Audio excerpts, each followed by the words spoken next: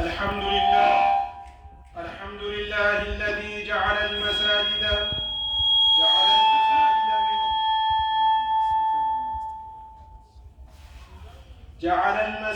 بيوته في الأرض، واختصها لعبادته وذكره وتعظيم شعائره، وجعلها منارة للهدى ومواطنا للرحمة.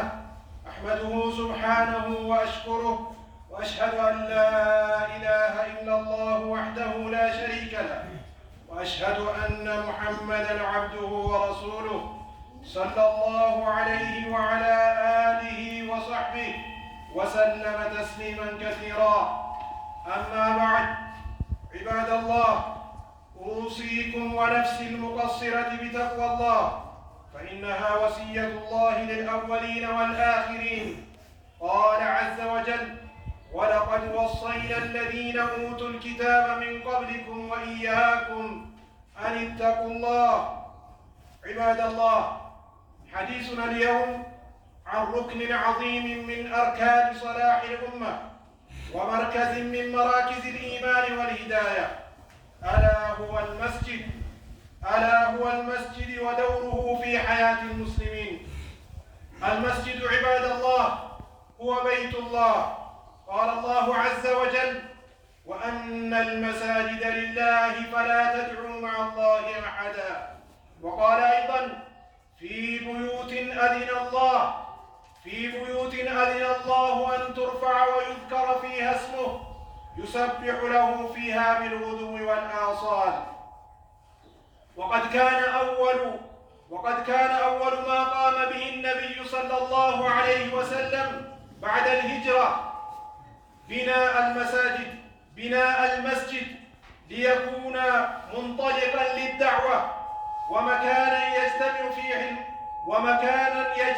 فيه المسلمون ومركزا لبناء المجتمع الإسلامي. قال ابن عباس رضي الله عنهما: المساجد بيوت الله في الأرض، تضيء لأهل السماء كما تضيء النجوم لأهل الأرض. وفي المساجد عباد الله تقام أعظم عبادة وهي الصلاة. قال النبي صلى الله عليه وسلم: صلاة الجماعة أفضل من صلاة الفرد ب27 درجة. متفق عليه. وفيها تقرأ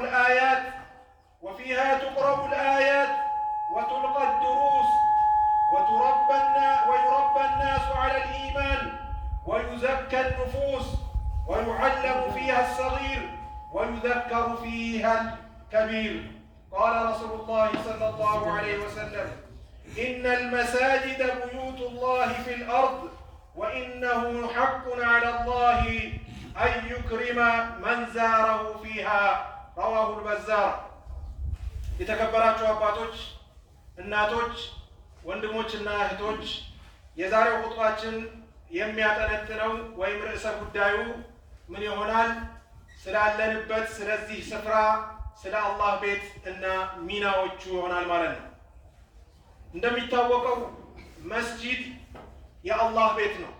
የአላህ ቤት ሲባል አላህ የሚኖርበት ለማለት ሳይሆን ቃሉ ግልጽ ነው። ኢዳፈተ ተሽሪፍ ይሉታል። መስጂድን ለማላቅ የመስጂድን ስፍራና ደረጃ በኢስላም የተሰጠውን ክብር ለመግለጽ የምንጠቀምበት ቃል ነው። ይህንኑ ቃል አላህ ስብሓነሁ ወተዓላ በይት በሚል ፊ ቡዩትን አዚነ አላሁ አን ቱርፈዕ ወዩዝከረ ፊሃ እስሙሁ ይላል። ከቤቶችም አላህ ስብሓነሁ ወተዓላ የሚወሳባቸው የአላህ ቃል ከፍ የሚደረግባቸው ቤቶች አሉ ማለትን በቁርአን ገልጾልናል ማለት ነው። ዋናው የመስጂድ ሚና ምንድን ነው ካል አላህን በብቸኝነት ልናመልክበት ነው። የአላህ ስብሓነሁ ወተዓላ ዋህዳንያ የአላህ አህዳዊነት በግልጽ የሚንጸባረቅበትና ይፋ የሚሆንበት ስፍራ ነው።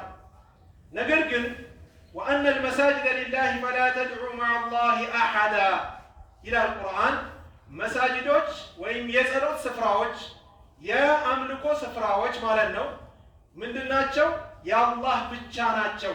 ለአላህ ብቻ የተገቡ ናቸው። ስለዚህም ፈላ ተድዑ መዐ አላህ አሐዳ ምን ቢከበር ምን ቢልቅ ከአላህ ሌላ ምንንም በዛ ቦታ ላይ እንዳታመልኩ ይላል። ነገር ግን መስጂድን የሆነ ቤት ተሰርቶ ጣሪያ ያለው መስኮት ያለው በር ያለው አሁን እንዳለንበት ሊሆን ይችላል ብቻ ግንባታ ላይ ብቻ ማሳጠር የለብንም። ለምን ረሱል ሰለላሁ ዐለይሂ ወሰለም ጁዒለት ሊየል አርዱ መስጂደን ወጠሁራ ብለዋል። በዚህ ማስረጃ መሰረት የቃሉ ትርጓሜ ምንድነው? ይህችን ምድር አላህ ሱብሓነሁ ወተዓላ